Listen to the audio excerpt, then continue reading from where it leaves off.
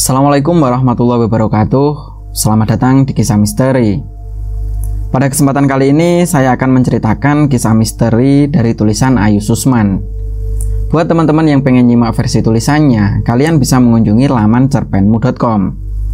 Oke, sebelum masuk ke ceritanya, terima kasih buat teman-teman yang udah ngedukung Mr. Manyun.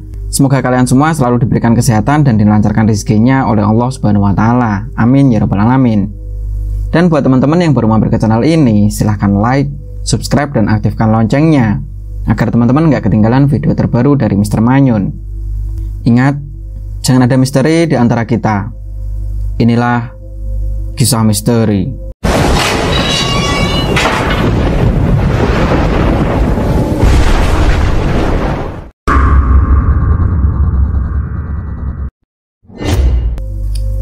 Dengan nafas yang terengah-engah, Audi menutup pintu kamarnya.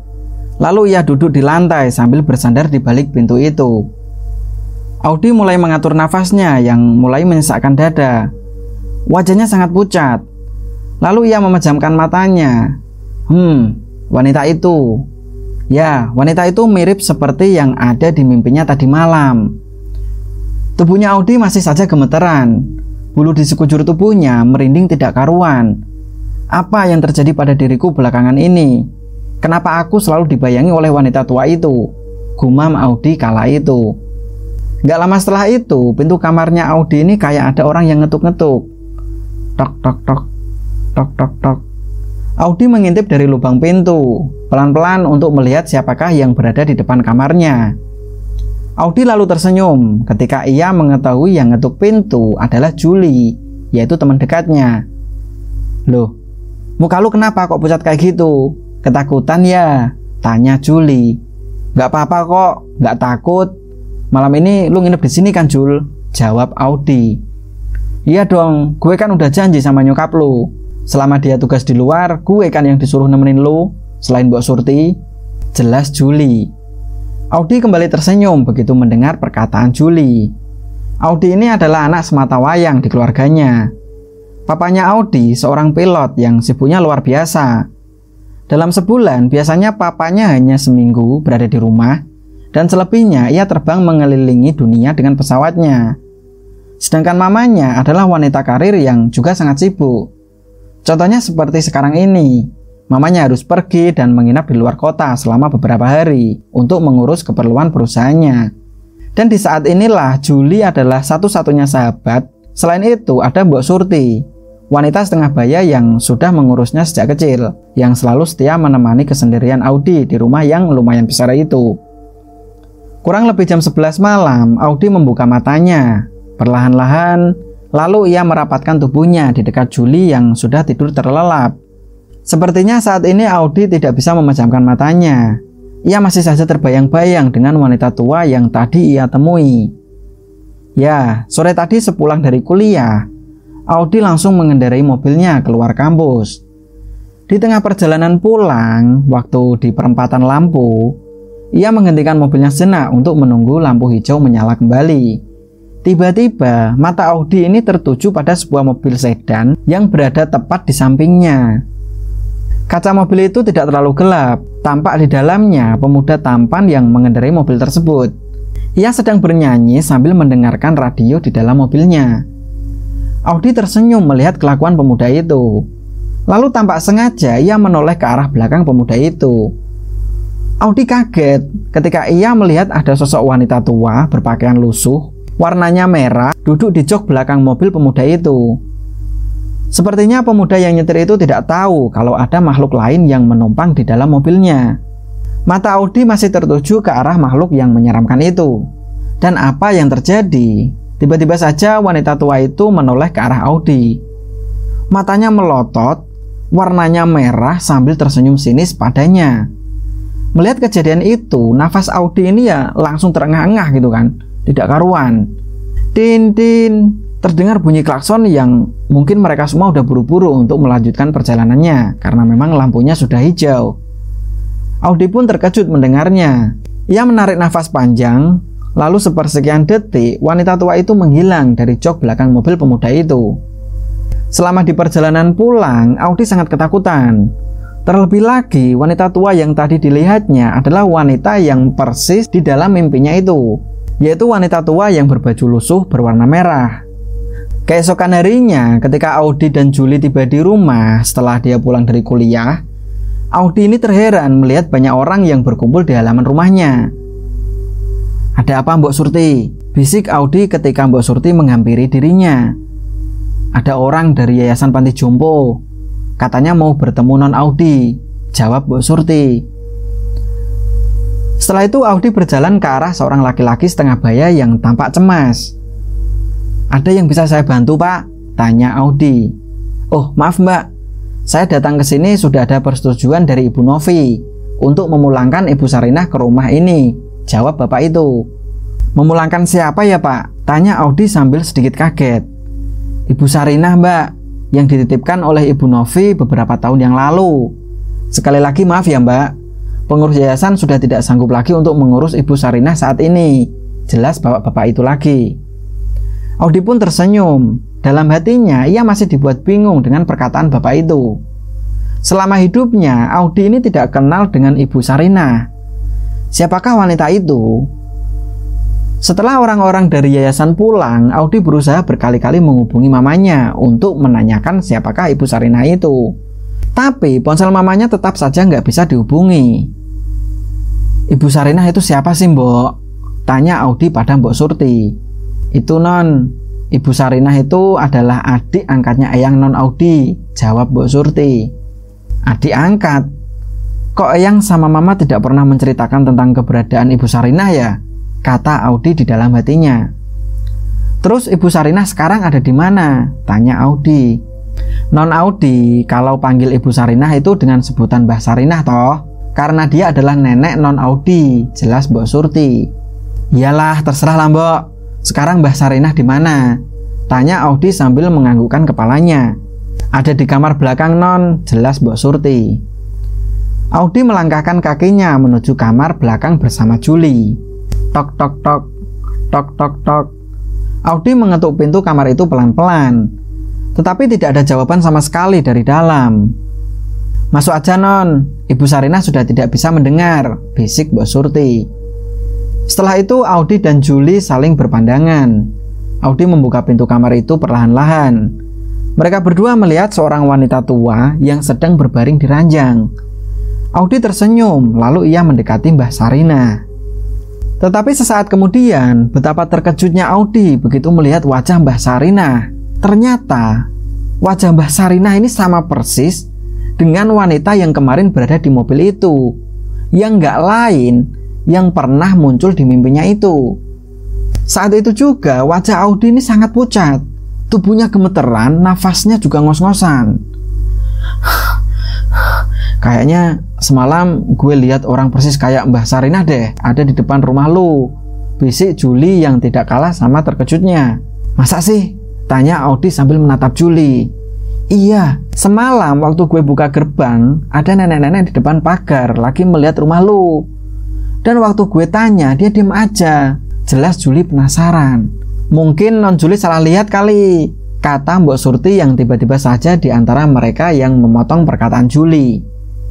Audi dan Julie sama-sama menoleh ke belakang dan memandang Mbok Surti.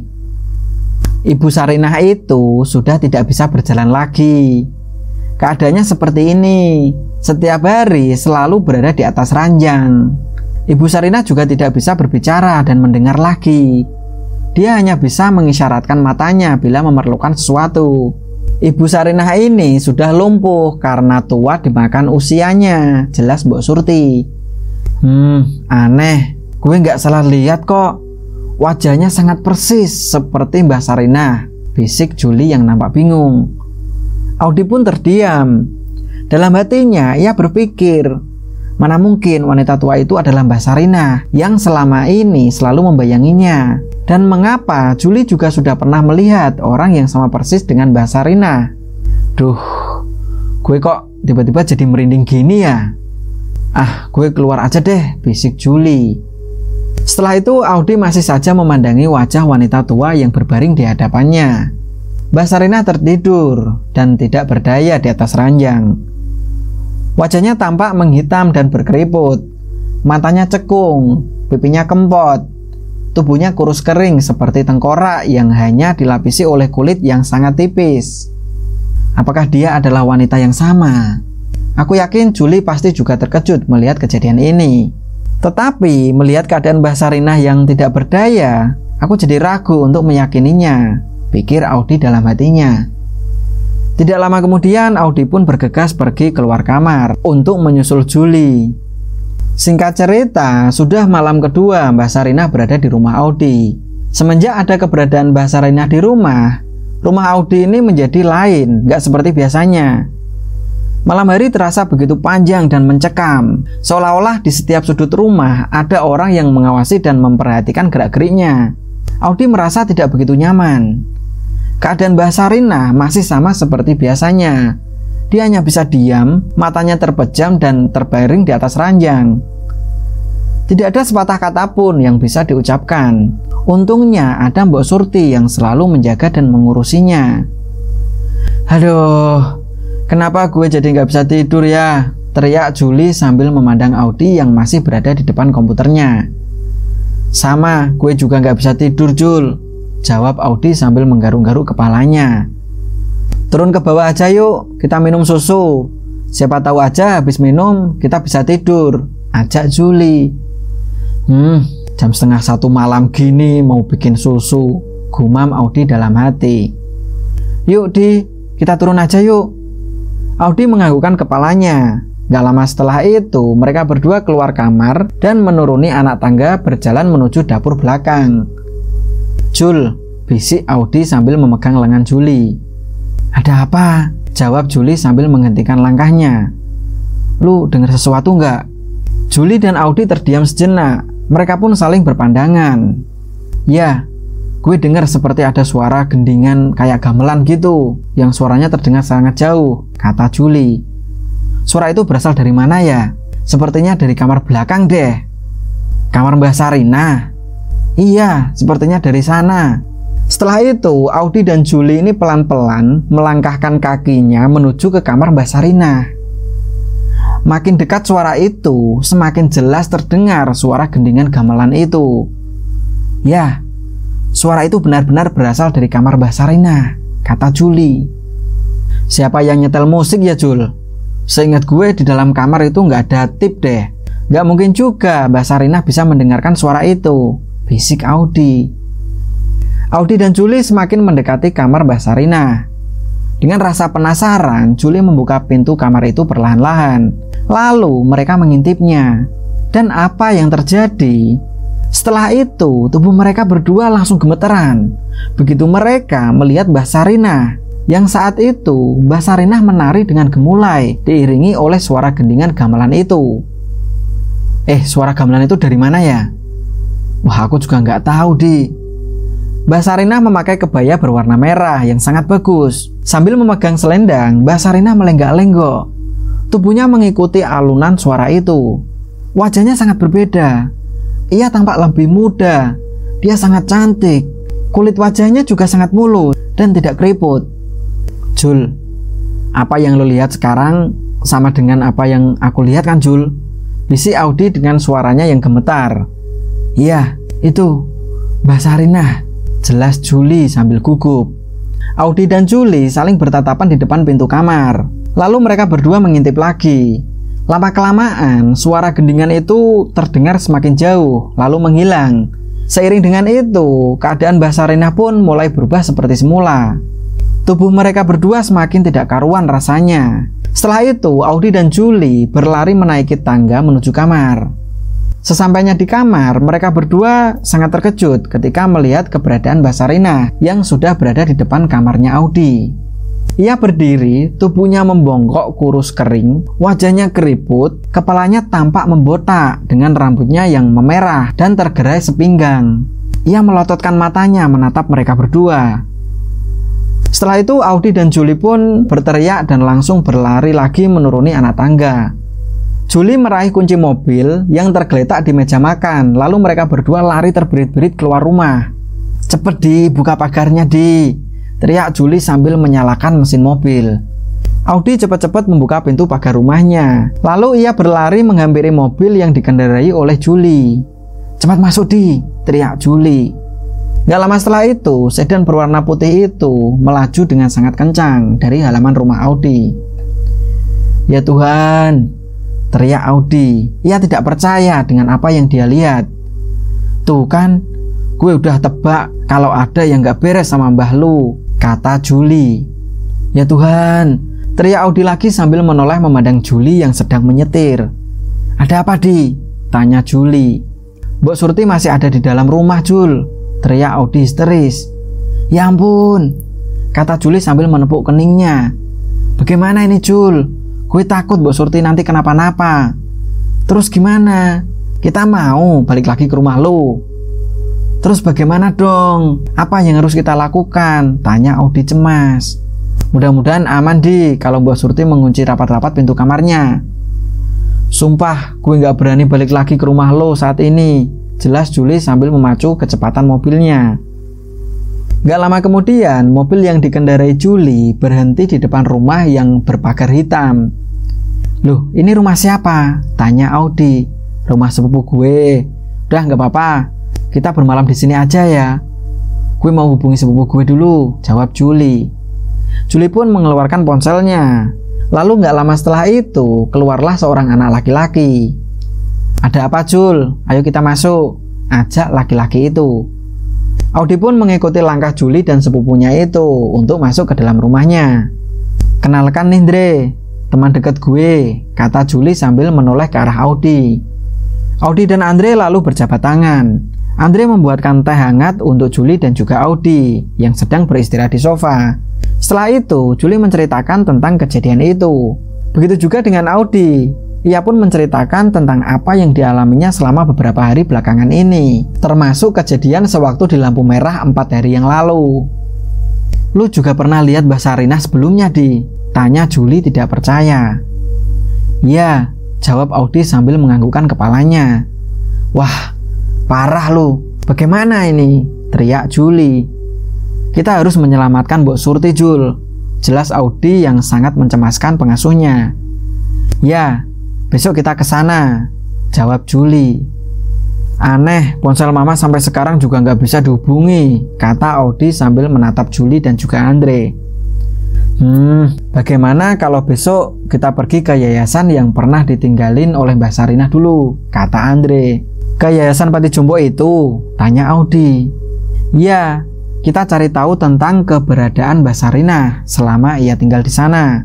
"Emang lo berdua tidak penasaran kenapa tiba-tiba saja para pengurus yayasan memulangkan Mbak Sarinah dengan alasan yang sudah tidak sanggup mengurusinya? Pasti ada hal lain yang disembunyikan."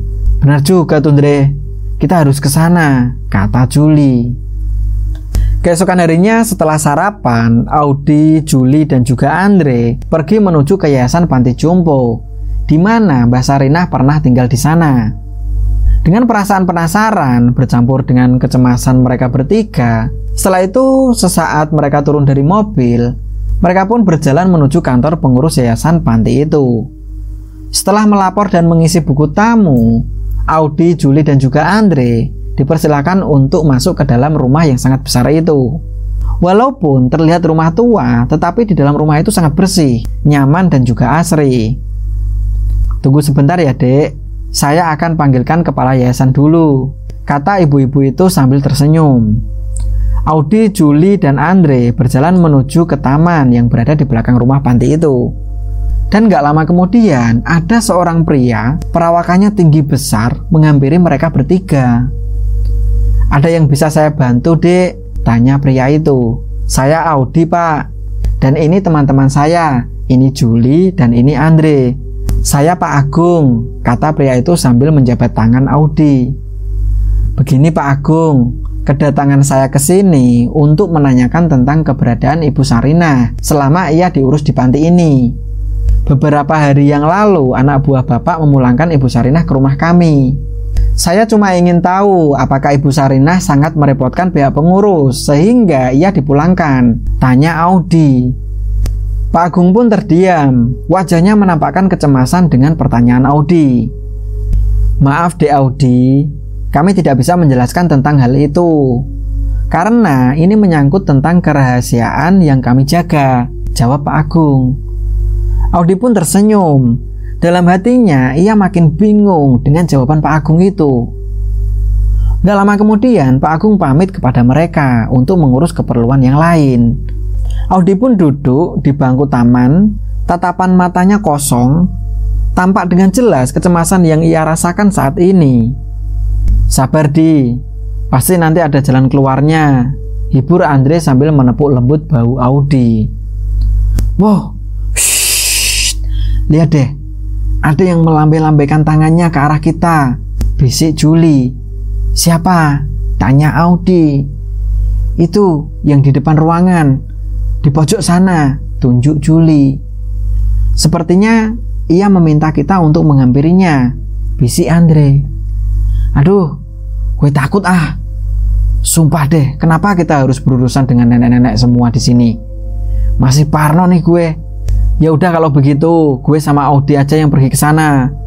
Lu diem aja di sini, jelas Andre sambil menggandeng tangan Audi.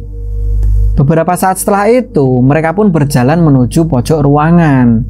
Woi, gue ikut, teriak Juli sambil berlari mengikuti Andre dan Audi dari belakang.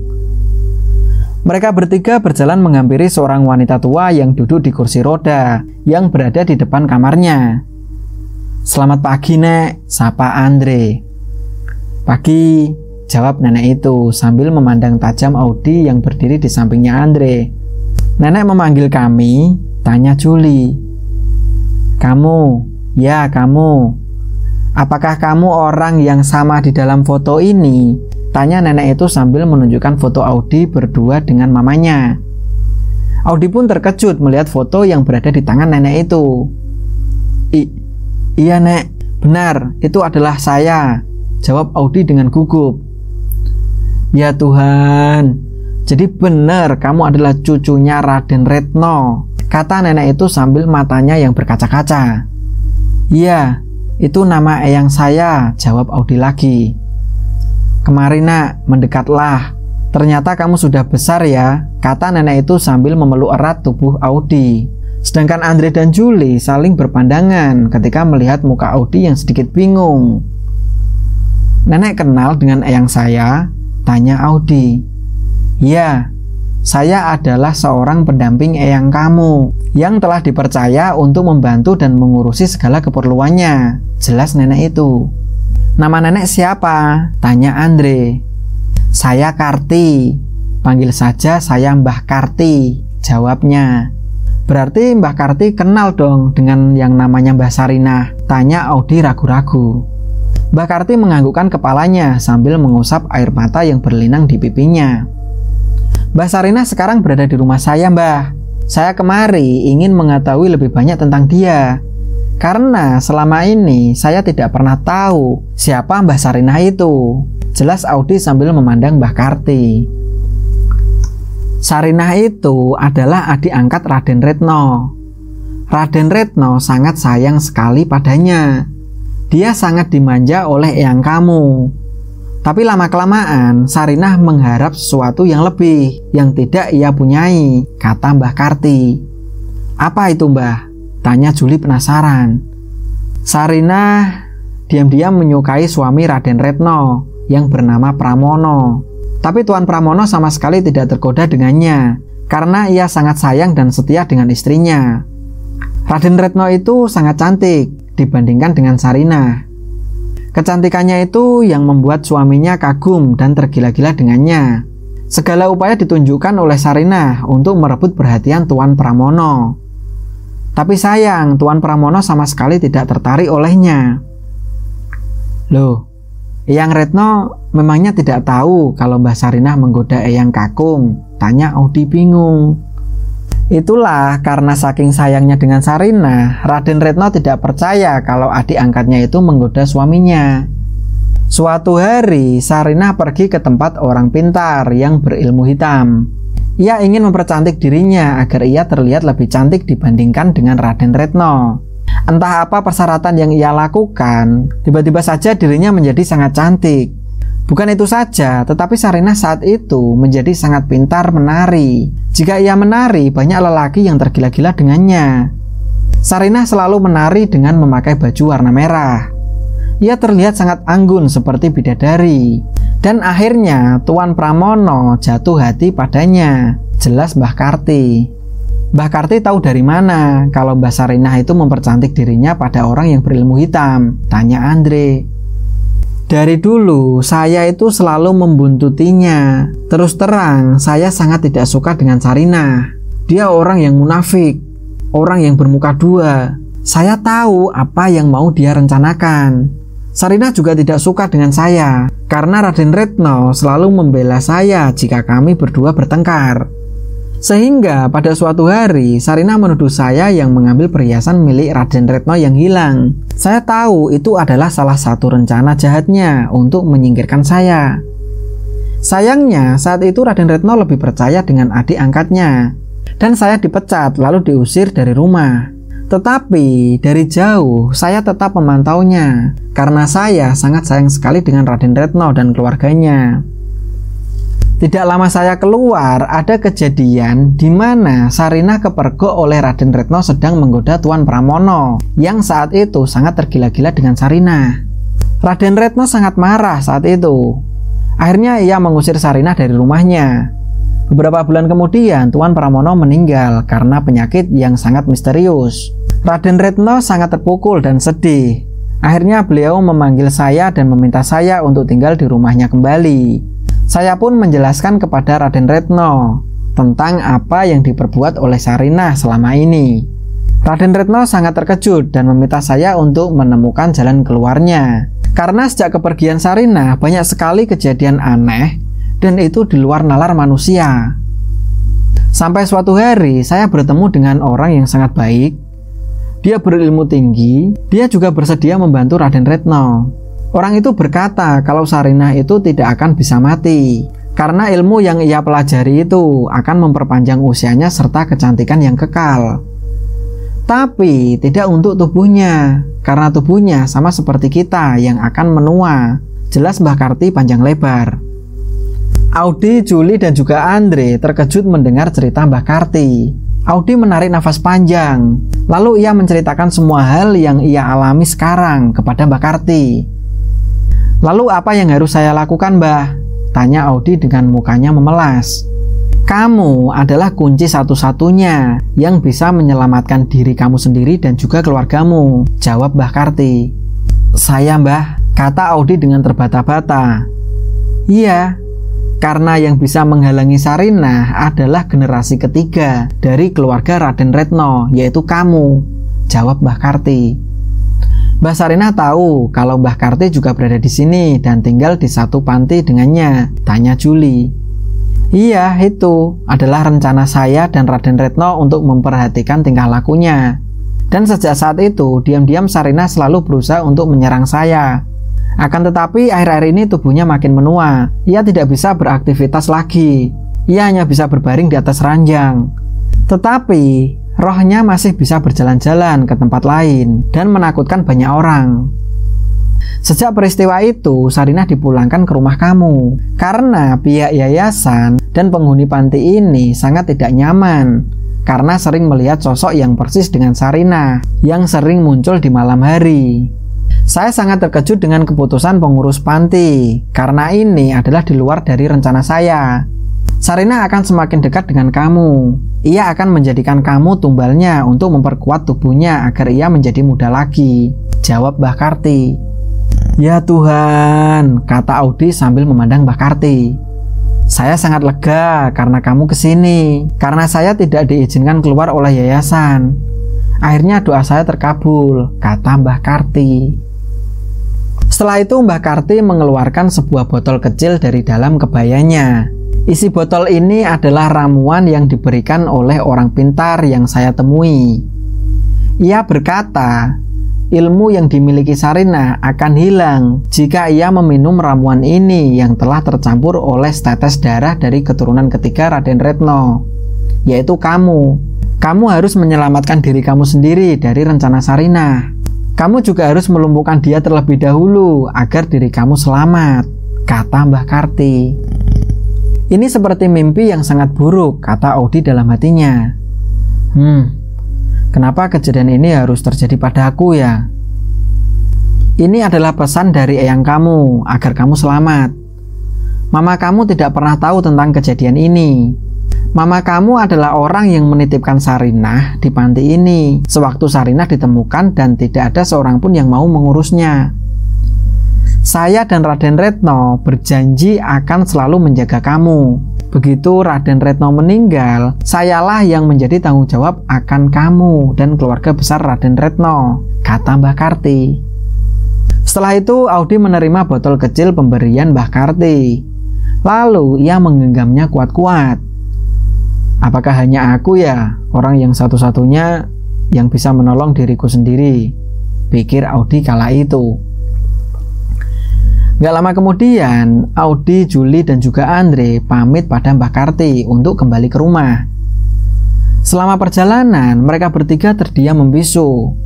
Mereka masih tidak mempercayai cerita Mbah Karti tentang Mbah Sarinah. Apakah aku mempunyai keberanian untuk melakukan hal ini, ya Tuhan? Gumam Audi dalam hatinya. Terus apa yang harus kita lakukan sekarang? Tanya Juli yang memulai percakapan. Kita harus mempercayai apa yang dikatakan oleh Mbah Karti, kata Andre. Tapi apa gue mampu untuk melakukan ini semua? Gue harus melawan orang yang mempunyai ilmu gaib. Sedangkan gue tidak terlalu yakin dengan apa yang gue miliki sekarang, jelas Audi. Ini kok seperti cerita di film aja ya, sangat menyeramkan kata Juli. Lu harus berani menghadapi ini semua. Lu tega melihat Mbah Sarinah yang sebenarnya sudah tidak berdaya di atas ranjang. Mungkin saja ia sudah lelah, tapi dengan ilmunya, seakan-akan rohnya masih kuat untuk memenuhi ambisinya. Dan ini mengancam hidup lu. Lu harus berani Gue dan Juli pasti akan membantu lu, jelas Andre. Iya benar apa yang dikatakan Andre. Dan ingat, masih ada seseorang lagi yang harus kita selamatkan, yang sekarang berada sangat dekat dengan Mbah Sarinah, kata Juli. Mbok Surti, jawab Audi sambil menatap Juli. Iya, Mbok Surti, pasti bingung mencari kita yang tiba-tiba menghilang begitu aja. Ya. Kalau nanti kita sudah berada di rumah, kita bersikap seperti orang yang tidak tahu apa-apa ya. Kita santai aja. Jangan perlihatkan kalau kita bertiga panik atau takut. Percaya sama gue, Mbah Sarinah itu kalau siang hari pasti tidak berdaya dan hanya bisa terbaring di ranjangnya. Lalu diam-diam kita masuk ke dalam kamar Mbah Sarinah dan langsung kita cekukkan ramuan ini ke mulutnya sewaktu ia tidak berdaya, jelas Andre. Audi dan Juli menganggukkan kepalanya, tanda mereka telah mengerti dengan apa yang dimaksud oleh Andre. Mudah-mudahan rencana ini berjalan dengan lancar, gumam Andi dalam hatinya. Perjalanan mereka bertiga pun berakhir ketika mereka tiba di depan rumah Audi yang terlihat sangat sepi. Audi memencet bel pintu rumahnya. Gak lama kemudian Mbak Surti membuka pintu gerbang itu. Loh, non Audi kemana aja toh? Kok tiba-tiba pergi nggak pamit lagi? Tanya Mbak Surti. Mendadak semalam harus ke rumah Andre ngerjain tugas kuliah. Maaf, Audi nggak sempet pamit sama Mbak Surti. Jawab Audi berbohong. Mbah Sarinah lagi ngapain, Mbok? Tanya Juli. Sedang istirahat tuh di dalam kamarnya. Alhamdulillah, tiba-tiba saja sekarang Ibu Sarinah sudah bisa duduk di sofa yang ada di kamarnya dan sudah bisa bicara, walaupun masih terbata-bata. Jawab Mbak Surti dengan gembira. Apa? Teriak Audi dan juga Juli terkejut. Kenapa non? Tanya Mbak Surti bingung. Gak apa-apa Mbok, jawab Audi sambil tersenyum cemas. Mbak Surti tinggal ke dalam dulu ya.